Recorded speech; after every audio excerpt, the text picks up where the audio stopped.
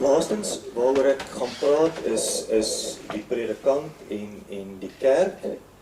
En is my 'n baie belangrike stuk hierdie, dis nogal 'n lywige stuk soos die ethos was. Maar voordat ek begin om daaroor te praat, wil ek net vir julle 'n paar klips of 'n paar stukkies wys op channel 406, Jazeera. Want ek wil graag hê julle moet 'n idee kry van hoe dit lyk in lande waar daar 'n godsregering is, waar God in beheer is. Het gaan 'n paar stukkies wees, het gaan net so 'n paar klippies hier en daar so vir 5 minute. En dan gaan ek gesels oor die predikant en oor die kerk. So hierso is vir julle 'n paar klips oor hoe dit lyk in lande waar godsdiens voorrang geniet bo sekulêre instansies. Kyk mooi. Acknowledge that Israel is the nation state of the Jewish people. Refuse to acknowledge Jerusalem as the eternal capital of the Jewish people. An Israeli rabbi has been shot outside a conference promoting a Jewish campaign to allow prayers at a compound sacred to both Jews and Muslims. Yehuda Glick was hit 3 times by a gunman on a motorbike in Jerusalem. Palestinians have accused the right-wing rabbi of defiling the Dome of the Rock and Al-Aqsa Mosque. Israel has closed the area following the shooting.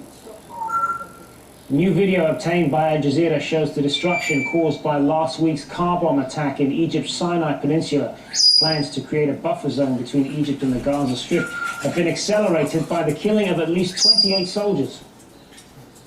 Latest results from Tunisia's parliamentary election confirm that the amputations and lashings in public spaces have become a regular occurrence.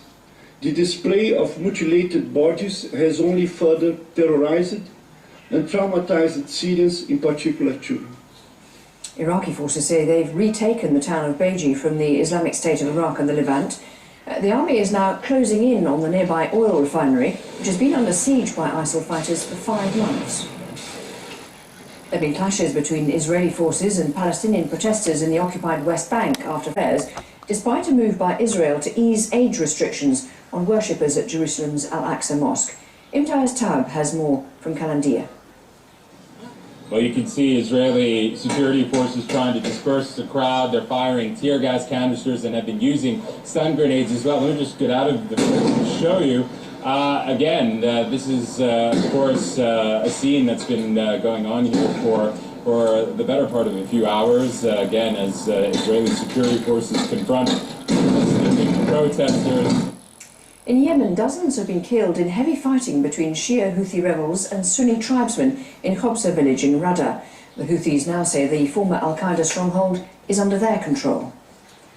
The Nigerian army, along with armed civilians, is trying to retake the northeastern town of Chibok, which has been captured by Boko Haram. Chibok is where the group kidnapped 276 schoolgirls 7 months ago. 219 of them are still being held. Europe's comet probe has started In a half-hour-long video posted on the internet, the group formerly known as Ansar Bayt al-Maqdis showcased what it billed as its latest triumph.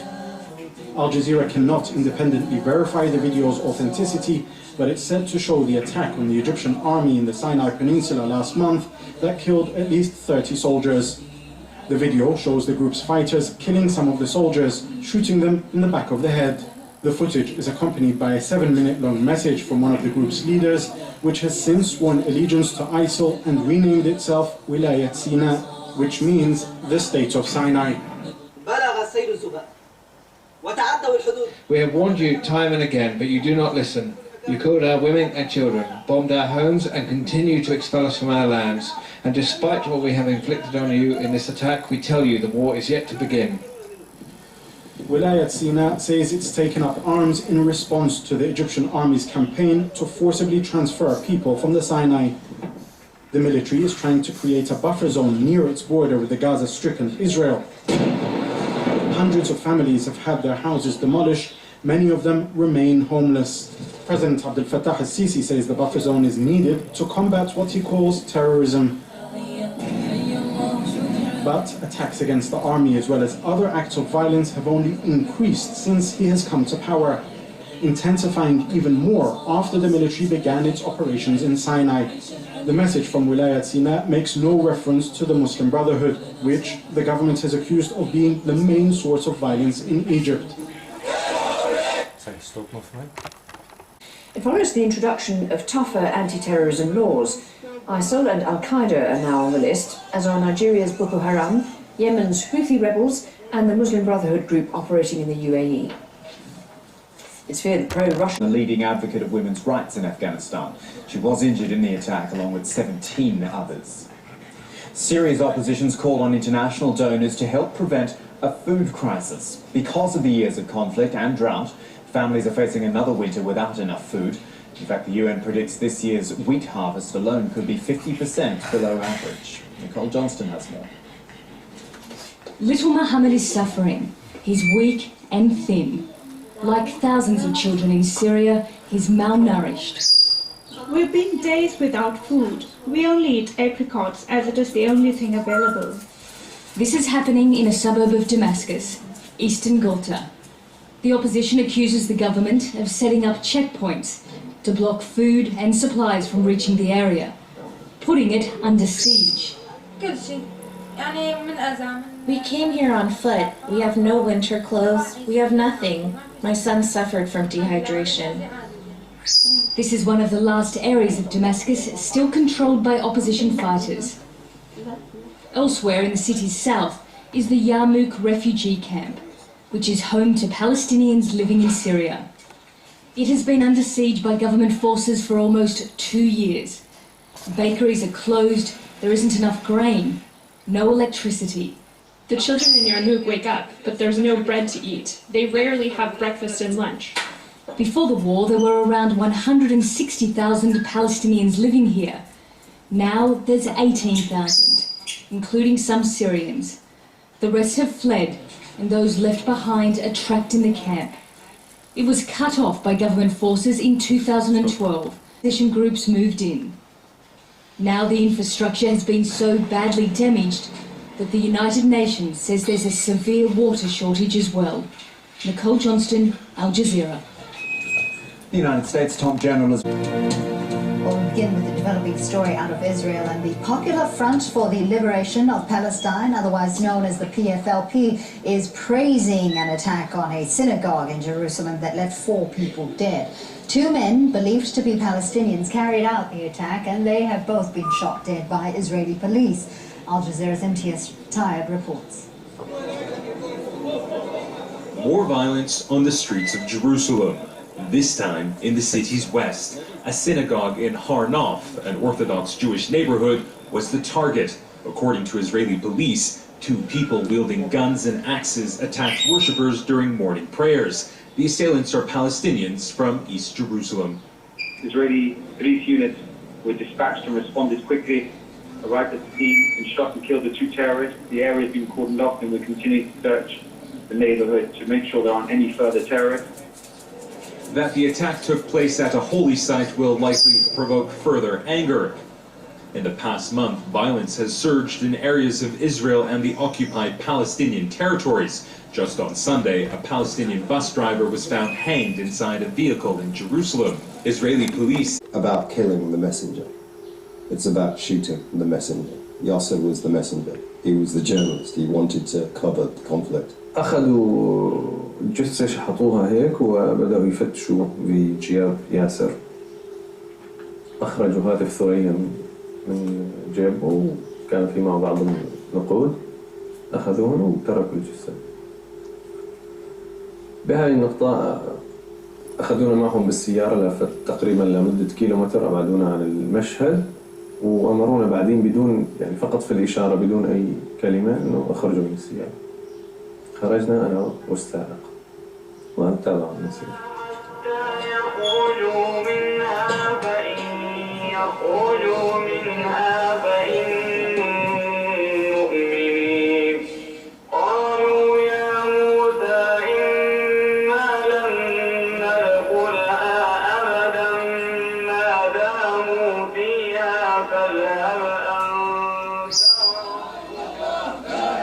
We always thought that no matter what happened, things would end up okay. Not because the world was such a wonderful place, but because he seemed to have an innate, intrinsic faith in himself and in the world in general.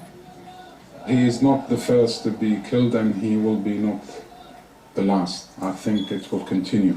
The world has turned into a place targeting journalists, full stop. Allahu Akbar! Allahu Akbar! Part of the reason that there is so much amazing footage, and there were so many amazing stories with networks all over the world, is that Yasser and people like Yasser provided that footage, and for the most part, no one will ever know their names. I hope that people will remember Yasser's name.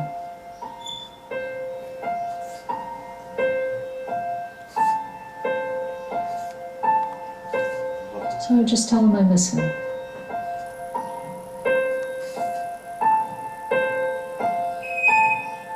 I saw him laughing, the very way of Yasser. He laughs about everything and makes fun of everything. And he told me he came, he's smiling and laughing and said, "They've killed me." And this is the only thing he said to me in that dream.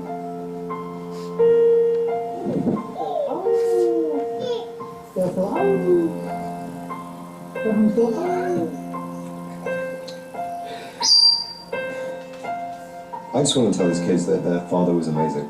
I think that's the only thing I really want to do, actually.